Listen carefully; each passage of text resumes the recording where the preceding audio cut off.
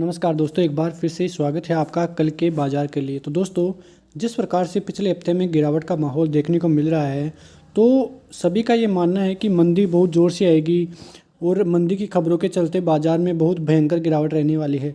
लेकिन एक बात सोचने वाली ये है कि भारतीय बाज़ारों के लिए इतनी ज़्यादा चिंता का विषय है नहीं।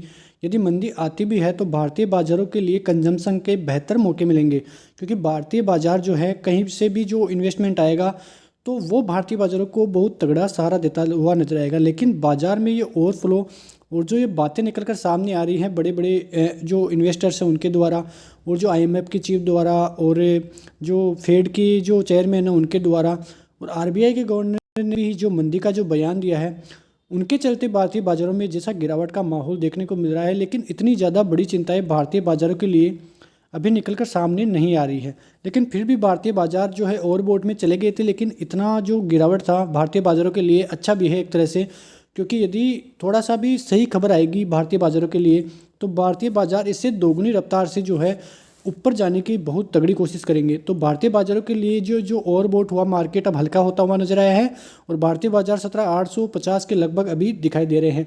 लेकिन अब आने वाले समय में देखा जाए और कल के लिए भी देखा जाए तो भारतीय बाज़ारों के लिए इतना चिंता का विषय है नहीं, जितना माहौल की बिगाड़ा जा रहा है विदेशी निवेशकों द्वारा। और जो एफआईआईज ने बिकवाली की है वो बहुत ज़बरदस्त है। लेकिन डीआईआईज भारतीय बाज़ारों को तगड़ा सहारा देते हुए फिर से नज़र आने वाले हैं। लेकिन कल के लिए बात करें तो कल के लिए इतनी ज़्यादा चिंताएं भारतीय बाज़ारों के लिए है नहीं। बस ये थोड़ी बहुत जो कमेंट्रियाँ हैं विदेशी बाज़ारों से निकल कर सामने आ रही हैं, जो और जो बड़ी बड़ी बातें हैं, इनके द्वारा भारतीय बाज़ार अब हल्के होते हुए नजर आ रहे हैं। लेकिन कल की बात करें तो कल की बात के लिए भारतीय बाज़ारों के लिए पॉजिटिव न्यूज़ है। जीडीपी की ग्रोथ रेट 7% का अनुमान है। ये बड़ी बातें हैं। और यदि कल के बाज़ार के लिए अब आज का जो अमेरिकी बाज़ार है उन पर भी ध्यान रखने वाली बात होगी। तो कल किस प्रकार से जो है भारतीय बाज़ार रहेंगे, ये तो अब देखने वाली बात रहेगी। लेकिन कुल मिला के देखा जाए तो कोई भी नेगेटिव न्यूज़ भारतीय बाज़ारों के लिए है नहीं।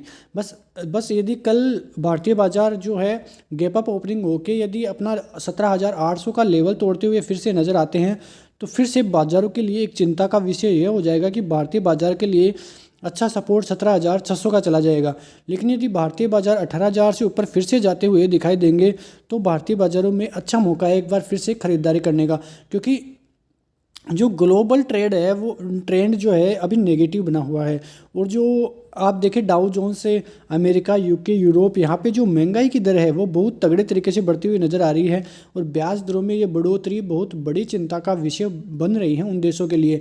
जिस प्रकार से सर्दियाँ जो है ज़्यादा बढ़ने लग गई है, तो क्रूड ऑयल में भी तगड़ी उठापटक का माहौल और सोने में भी बहुत तगड़ी उठापटक का माहौल देखने को मिल रहा है। इसलिए ये सभी जो विषय हैं वो चिंता के प्रति बहुत ज़्यादा है। लेकिन जो भारतीय बाज़ार है वो ओवरबॉट हो चुके थे, वो अब हल्के हो चुके हैं। और जिस प्रकार से अमेरिका, यूके और भारत में जो ब्याज दरें बढ़ी हैं वो एक चिंता का विषय है। लेकिन एक चिंता का विषय यूक्रेन और रसिया का वार भी है, क्योंकि वहाँ पर जो है अब चिंताएं बढ़ने लग गई है। वहाँ पे जो हवाई हमले हैं वो तेज़ होने लग गए हैं।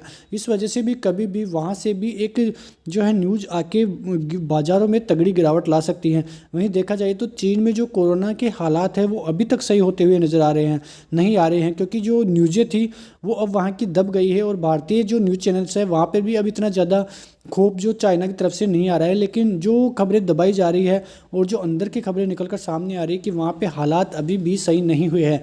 और भारत में भी अब हालात धीरे धीरे कोरोना के बढ़ने लगे हैं। और मार्च तक ऐसा माना जा रहा है कि फिर से चौथा जो है यहाँ पे चौथी जो लहर है वो भारतीय बाज़ारों में भी आने की संभावनाएं हैं। लेकिन ये जो सारी न्यूज़ें हैं वो भारतीय बाज़ारों पर किस प्रकार से जो है दुष्प्रभाव देती हुई नज़र आएगी, ये तो देखने वाली बात रहेगी। लेकिन अभी की बात करें तो कोई चिंता की बात भारतीय बाज़ारों के लिए है नहीं। और जो ये चिंताएँ बनाए हैं वो उन पर ज़्यादा ध्यान न दिया जाए। और अपना जो यदि नया निवेश करना है तो धीरे धीरे अपना नया निवेश भी करना स्टार्ट कर दीजिए, क्योंकि अब जो बॉटम है विदेशी बाज़ारों का वो भी जल्द ही बनते हुए नज़र आएगा।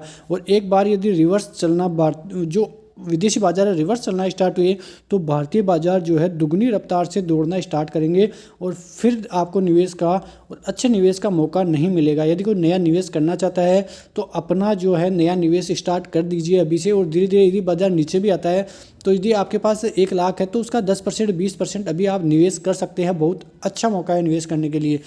लेकिन अब कल की बात करें तो कल का बाजार जो है अब यदि बाजार 17,800 के ऊपर ऊपर तो अभी है ही, लेकिन 18,000 से ऊपर जाएगा तो बहुत अच्छा मार्केट और वैल्यूएबल मार्केट अब दिखने लग जाएगा। क्योंकि भारतीय बाज़ारों के लिए मैं पहले ही बता चुका हूँ कि इतनी ज़्यादा चिंताएं बन नहीं रही है, क्योंकि ये अफवाहें जो बड़ी ब्रोकरेज कंपनियां हैं वो बना के रख रही है और ये भारतीय बाज़ारों को हल्का और करना चाहती है। तो आप इतनी ज़्यादा चिंताएं कीजिए मत भारतीय बाज़ारों के लिए और पॉजिटिव ही रहिए। तो ये वीडियो अच्छा लगा हो तो लाइक करें और राय अपनी कमेंट बॉक्स में दीजिए और लाइक करना ना भूलें। बहुत बहुत धन्यवाद। जय हिंद, जय भारत।